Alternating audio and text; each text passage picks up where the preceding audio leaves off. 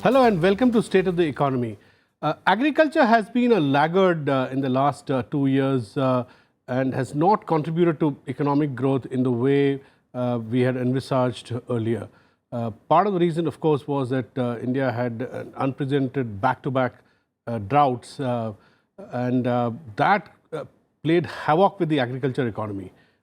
That everybody knows. Now, after back-to-back droughts, we are witnessing floods in several areas, regions of the country, which would also have a negative impact on crops, the kharif crops, which are expected in 4-5 months. Prime Minister Modi spoke about agriculture, devoted a lot of time to agriculture in his Independence Day speech. He spoke in a very focused way about how his government was doing a lot to reduce costs for farmers in order to achieve the objective of the farmers doubling their incomes by 2020. He spoke of several other measures aimed at improving the incomes of farmers. And to discuss that and more, we have in our studios Dr. Ashok Gulati, a very eminent agriculture economist who's a regular at Rajya Sabha TV, and we get him from time to time to get an idea of what's going on in the agriculture economy. Welcome to our show, Dr. Ashok Gulati. Now, please tell us, after two droughts, after back-to-back droughts, now we are confronted with floods in several regions of the country, and in the context of what Prime Minister said in his Independence Day speech, where he devoted a lot of time on farmers, where do you see the agriculture economy panning out? Well, let me first say that it was heartening to hear Prime Minister echoing the concern for the farmers in his Independence Day speech, and he spent a little bit time on that, giving specifics what they are doing and so on and so forth. So there is hope that there is some realization and there is concern for the farming community. He also admitted last 2 years were drought years, and don't think that we are sleeping. We are proactively trying to help the farmer. So far, the news overall for the country, I think on rainfall front is pretty good. Okay. The reservoirs are building up, which means even Rabi can be good. Yes, there are areas where floods have come. Assam, Bihar, Eastern UP, parts of even Madhya Pradesh, Chhattisgarh and so on. So there are concerns on the flooding part, but overall water availability and the current condition of Kharif crop, I think is going to be hopefully pretty good.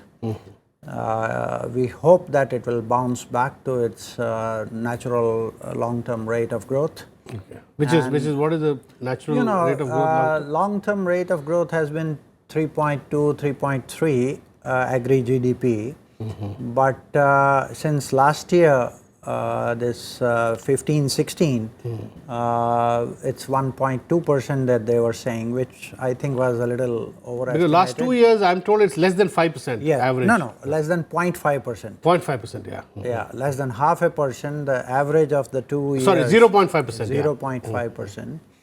So I would expect if long-term 3.5 we have to reach, then this year maybe 4.5 to 5, 6, it can go up to that, so that it bounces back. Off a low base. Because of a low base. So that is. Some people are reading it may give even much more. Let's see how it pans out, because there are many slips between the cup and the lips. And we will see the coming 2 months also what happens, and then Rabi what happens. So total food grain production, will it be more than the previous years, or if you remember 13-14, the food grain production in the country was 264 million tons, which dropped to about 252-253 million tons in 14-15 and 15-16. Okay, so there was a big drop. So there is at least 11-12 million tons of drop. And that drop, we may bounce back to that. To the old 264 million tons. 264 million tons. The target of the current year, the government is keeping a target of 270. And that seems a little optimistic, but who knows, if things happen or turn out to be good. But I hope that somewhere around 260 to 265 range, we will bounce back on that. So what's happening to the farm economy? Because the farmers, as we've all seen, reeling from two back-to-back droughts, farm incomes have collapsed. Rural wage growth is zero, virtually zero. Now, how do farmers come out of this situation? Because of this floods, some parts may get affected. So, will the new insurance scheme announced by the government, where farmers will get compensation even if 30% of the crops are damaged, as opposed to 50% earlier? So, do you think these insurance schemes will help shore up the incomes of farmers? Let's put it in two parts. One is what this new rainfall and other things bring for the farmer, and what they bring for the consumer. Okay. At present, I think when Prime Minister was saying in his Independence Day speech that farmers have responded very well to the MSP or higher prices of pulses, because the area under pulses has expanded phenomenally this year. And that's also because the cotton prices or oil seeds prices have not recovered that much as the domestic pulse prices have gone up. So naturally, farmer is cutting down. So can you give an idea as to how much area under pulses has expanded? I think it's about 35-40% expansion. So there is a massive expansion. That's huge, yeah. Exact I'm not recollecting, but I think it's a substantial increase in area. Now, this brings good news for the consumer that prices may come down. Okay. From the current 150 to rupees per kilo to which is hovering between 160 to 180, 190.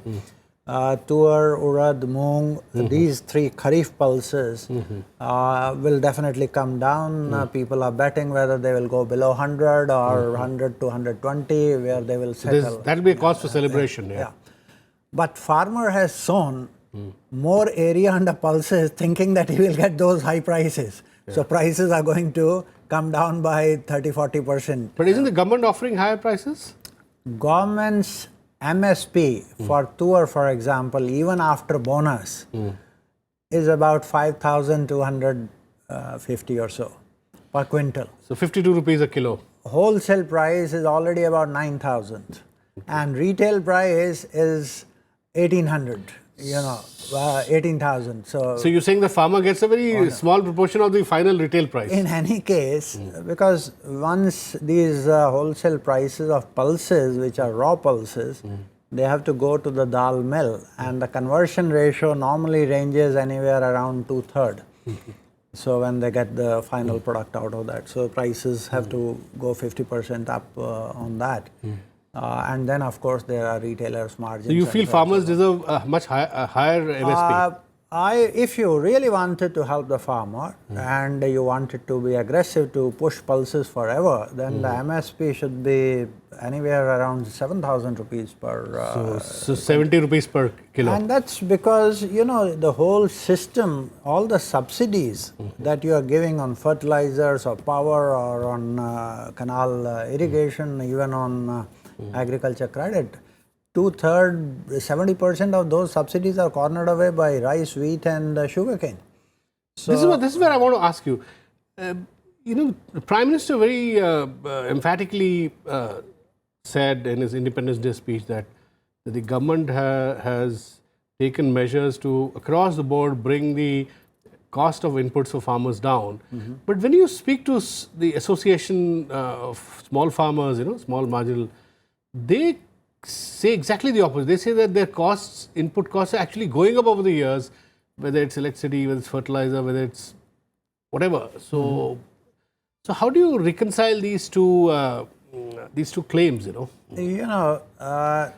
cost in absolute terms, because you are going for more intensive cultivation, more fertilizer application, sometimes even more than what is needed in certain areas, not all over India. Yeah. If you look our fertilizer consumption versus China, China is using double the fertilizer per hectare basis than what we are using.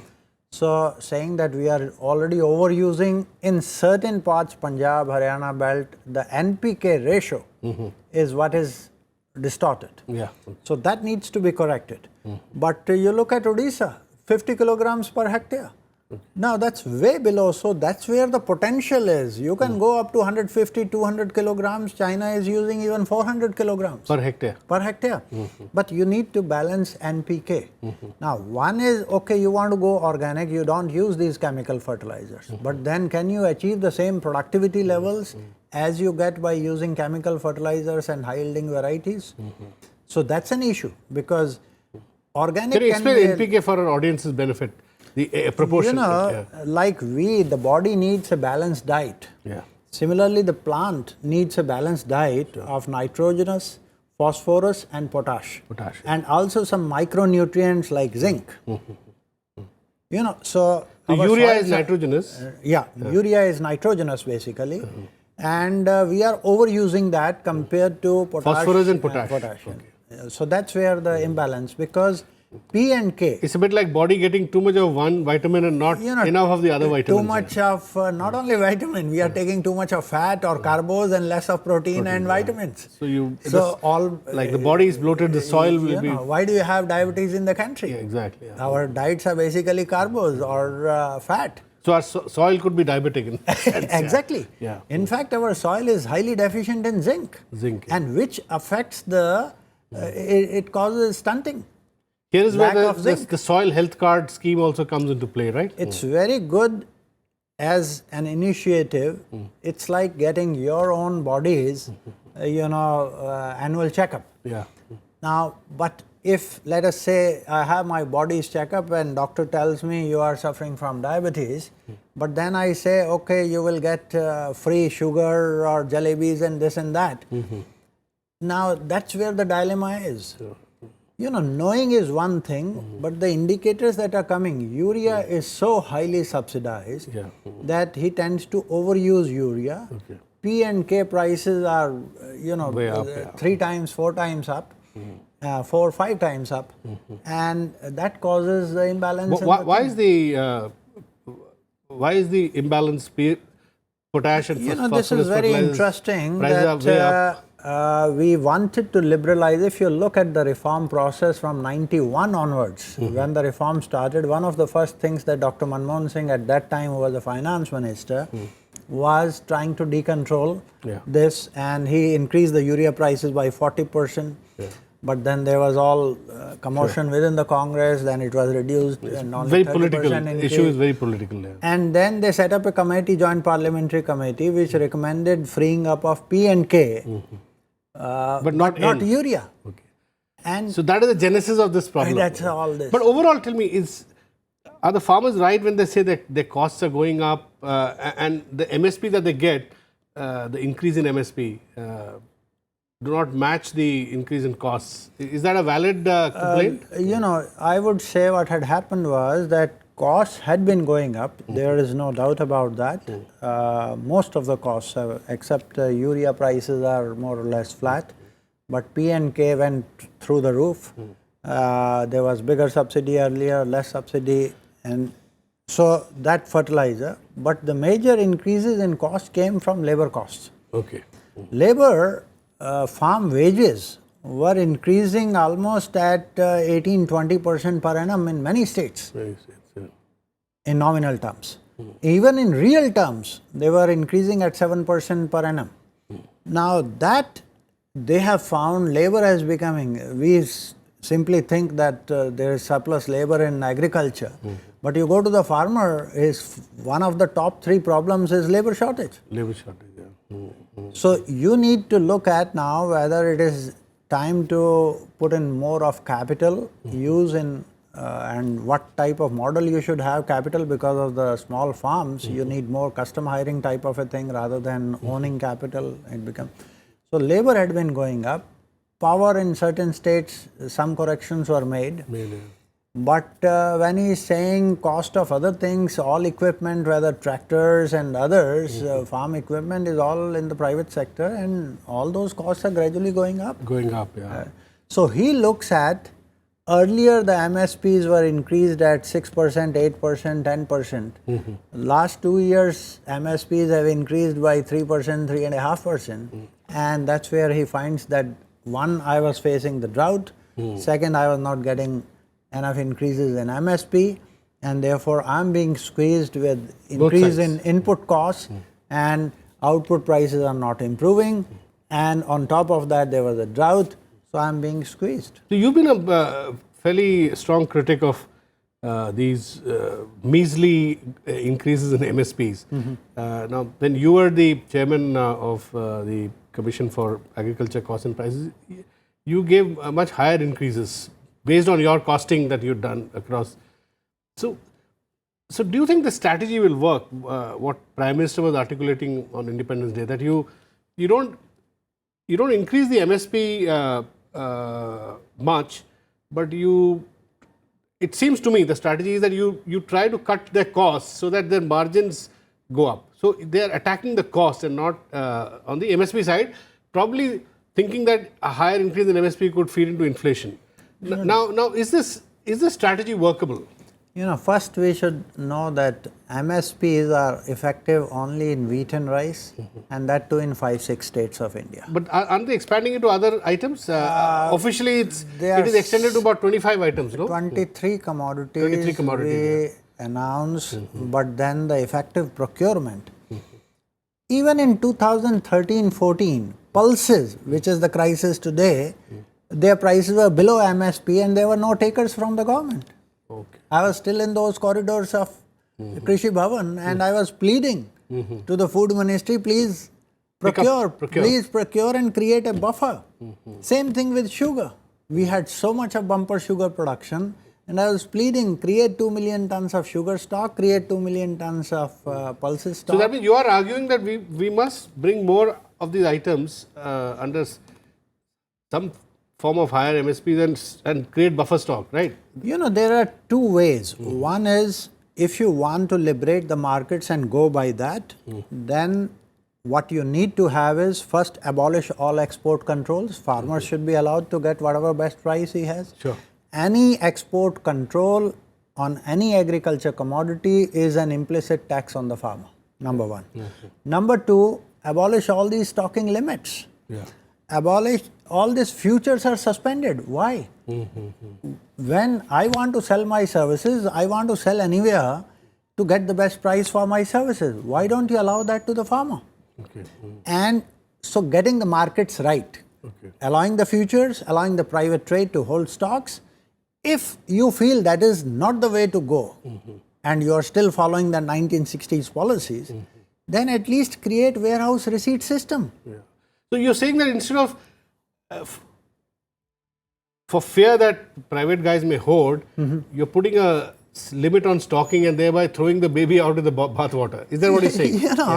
Question is, output will come, let's say pulses. Now Kharif pulses output will come in October, November. Throughout the year you want to use as a consumer. So somebody has to hold the stock. Somebody has to hold the stock. If the government doesn't hold it, is the private sector that will hold. And you don't allow the private sector to hold the stock, and then what happens? And you yourself don't create a buffer stock. Then it's... So one of the two has to create a stock, right? Because when you don't allow private sector to hold sufficient stocks, what happens is, when the harvest comes, prices collapse. And you are not there to give a support. Then farmer suffers. And then during lean season, prices go through the roof and the consumer suffers. So the volatility is so big. Stocking is a function so to didn't the government stabilize the market. Didn't the government create a price stabilization fund, which I am told is, it's very nominal, it's not being used? Well, I think that's some 500 crores in that fund, right? In fact, the suggestion that was given, this idea was floated even before Prime Minister Modi came to power. In fact, during the initial... So were you involved in that, since you were part of policy making in agriculture? Indirectly, our idea is, anybody who wants to pick up certain ideas, because volatility has to be stabilized. The idea was 5,000 crores to have a buffer stocking stabilization fund for other commodities. Because wheat and rice, why don't we cry their prices go up and down? Because you have huge buffer stocks, in fact more than what you need. That's another problem. But in other commodities, you don't have. So you identify 3 or 5 sensitive commodities and try to create some buffer stock, right? Either through FCI or through NAFED or through any other agency you're saying or this is, involve the even private today sector. you can do it. This is you needed. can do it. Yeah. 500 crores is peanuts. You cannot stabilize prices through 500 crore investment. Price stabilization costs, and you will have to have innovations in who is going to stock it.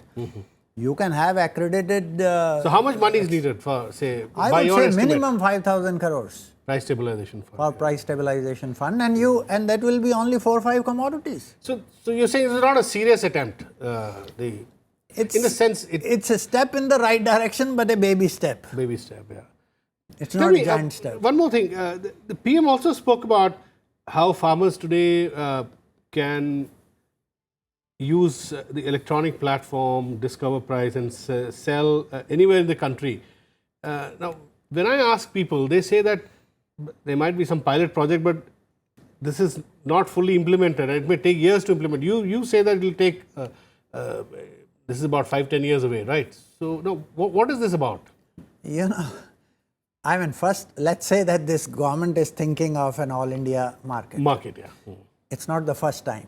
Yeah. All governments have been thinking of a national market, and they have failed to create that. Yeah. Right? So we are bringing now a software, electronic software, a platform on which you can exchange your commodities and somebody can buy. But supposing I show you something on the computer and I supply you totally different thing, who is going to settle the dispute? So the grading, the whole assaying, the basic specifications. Why do you go for e-commerce in Amazon? Because when you are buying your cell phone or anything, all the you have an specifications assurance of quality. Assurance, and every specification is given. Yeah. If the actual product deviates from that, now we have not done the basics. We have not defined commodities with specifications. Gobi किस size की होनी चाहिए? इतनी बड़ी के इतनी छोटी?